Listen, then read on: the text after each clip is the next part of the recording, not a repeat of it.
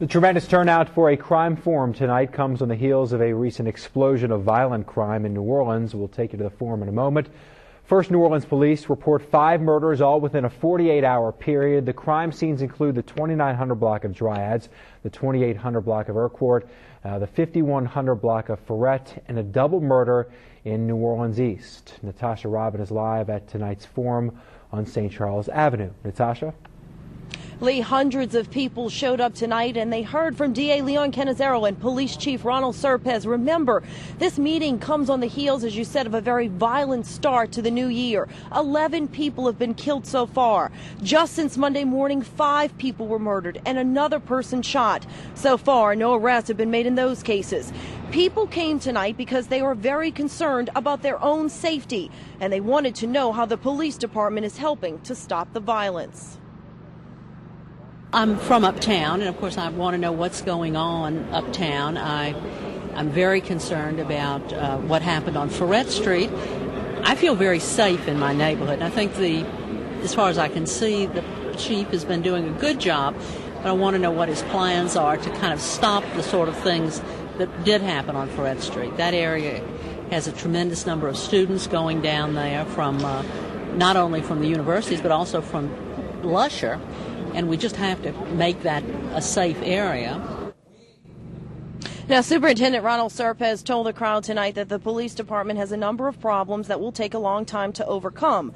First, he said the NOPD has to rebuild its relationship with the community. He also said that 80% of the time, murder suspects and victims know one another, and he says they have a history.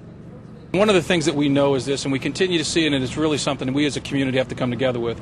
It's young people who have lived a criminal lifestyle, and 4 of the 5 who were killed, we think, by somebody who knew them. Time and time again, the young men who are getting killed are people who have been in and out of the criminal justice system. They're not being held in incarceration by the courts.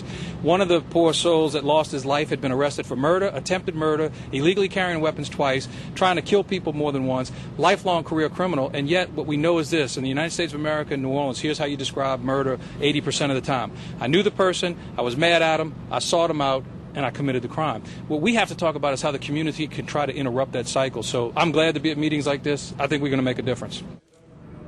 Chief Serpez says in most cases it's extremely tough to stop someone from killing another person if the perpetrator knows the victim and seeks them out. But he says he has really stepped up community policing and he's trying to regain the community's trust. He also believes it's about seeing a case through and knowing that it doesn't end when the officer makes an arrest.